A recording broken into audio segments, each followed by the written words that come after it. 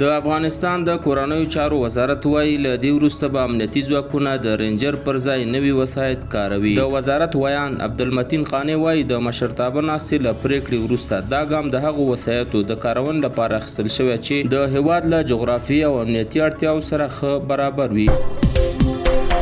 د کډوالو او راستنیدونکو چارو وزیر مولوي عبدالکبیر او د اسلامي امارت ځینو مسؤلینو په کابل کې د پاکستان د جماعت اسلامي له پلاوي سره په ناسته کې د کابل او اسلام آباد ترمنځ د اړیکو ستونزو او د حل لارو په اړه خبرې کړې دي. د جماعت اسلامي غړو په افغانستان کې د سولې او ټیکاو ستاینه کړې او د اسلامي ټولنو پر یووالي ټینګار کړی. مولوي عبدالکبیر له پلاوي مننه کړې او ویلي دي چې اسلامي امارت د ستونزو د حل لپاره خبرو او ډیپلوماسۍ ته لومړیتوب ورکوي، خو له افغان کډوالو سره ناسم چلند او پوځي اقدامات د اندېښنې وړ بللي دي.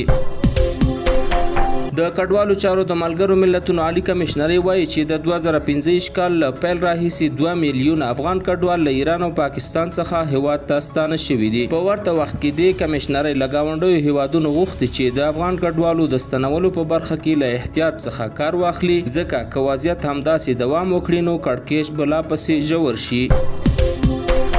سره لدې چې د امریکا ولسمشر ډونالډ ټرمپ د اوربند غوښتنه کړې ده، خو په غزې ښار کې د اسرایلي ځواکونو بمبارۍ لا هم روانې دي. په غزه کې د دفاع ملکي ویاند وایي اشغالګرو په لسګونو هوایي بریدونه کړي او له 100 زیات کورونه ودانۍ ویجاړې کړي دي. د ځایي سرچینو په وینا د عمر المختار پر سړک په تازه برید کې لږ تر لږه 9 فلسطینیان شهیدان شوي دي.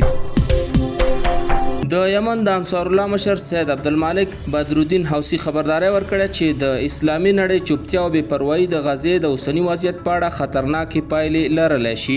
حوثي ټینګار کړی که د امت مشران د غزې د مظلومو خلکو ملاتړ ونه کړي، دښمن به خپل وحشت نور هم پراخ کړي او ټول امت به له لویو ستونزو سره مخامخ شي. او وروستۍ خبر دا چې د حماس سرچینو ویلي چې اسلامي غورځنګ د ټرمپ پلان په بشپړ ډول نه دی منلی. حماس ته نږدې سرچینې وایي د غزې د راتلونکي اړوند مسایل باید د فلسطینیانو ترمنځ د خبرو په چوکاټ کې حل شي. راپورونه زیاتوي چې حماس د پلان ځینې برخې لکه د دې ډلې بې وسلې کول نه مني. مخکې ولسمشر ټرمپ ویلي چې حماس ته د خپل پلان د منلو لپاره تر یکشنبې ماښام پورې مهلت ټاکلی او خبرداری ورکړه چې د نه منلو په صورت کې به جدي پایلې ولري.